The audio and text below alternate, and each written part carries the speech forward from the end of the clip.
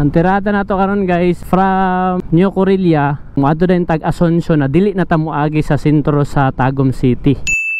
Welcome to Municipality of New Corilla. Alright guys, for today's video narita karon diri sa New Corilla. Sakop ni siya sa Davao del Norte.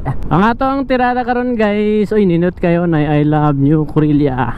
Ang tirada nato karon guys is from New Corilla mo adto ta og Asuncion. Manapod tay another na i-explore.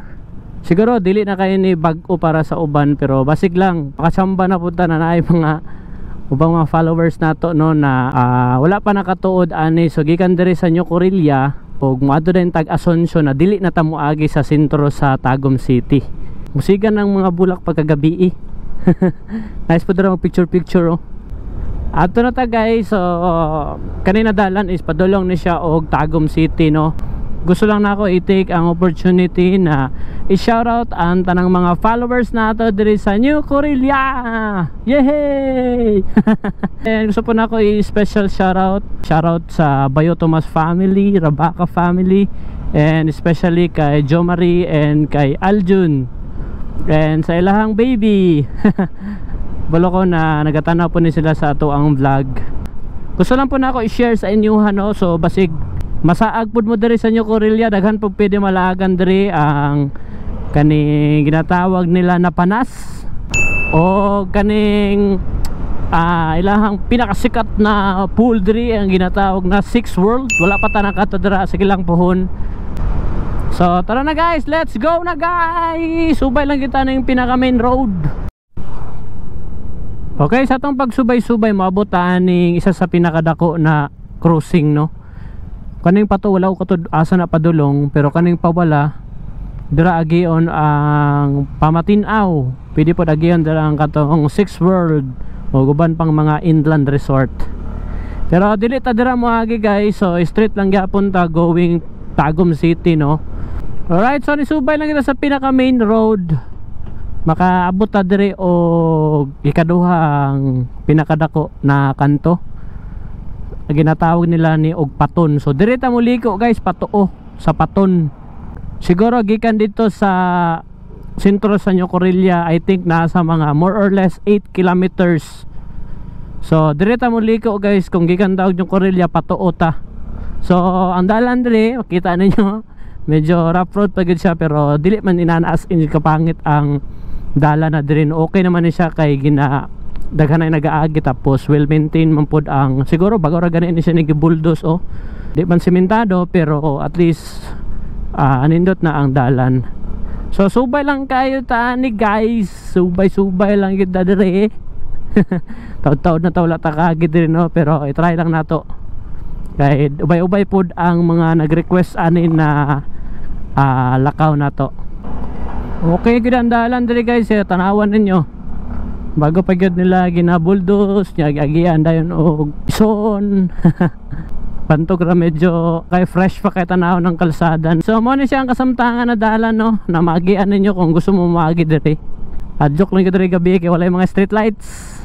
Pero daghan man po nun og tao. Di na kayong namingaw as in. Ayun, finally semento na.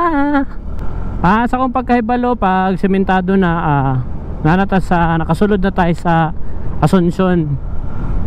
So subay-subay lang dito guys, siguro nalan siguro sa mga 5 to 10 minutes ang biyahe, depende sa imong kakusog sa imong dagan no. And siguro naa sa mga 5 kilometers lang, 5 or 5 to 10 5 to 10 gikan sa New Corilla nya mabot dayon ta og dire sa Asuncion. So kanina mga content natong ginabuhat no, kay mura taog ka ng nagalikay, nagaiwas sa Tagum City. Okay, abot na to diri sa kanto guys, pa left side lang ta, left side ay eskwelahan, mabantayan ninyo. Sa inyong nabantayan no, na ang ato ang vlog is nag-vlog pud ta kung gikan magkugmawab tapos naidalan na padulong New Corilla, tapos lapos na din to New Corilla, tapos gusto mo matog Asuncion na kanang murag nagalikay ta sa mga dalan na asa man ta mo agi ani dirita patuo Katong pawala is tapos na to siya dito sa highway gapon, pero direta maagi sa patuo kay para ma-realize ninyo kung asa ni siya lapos dito gid ni siya sa sentro.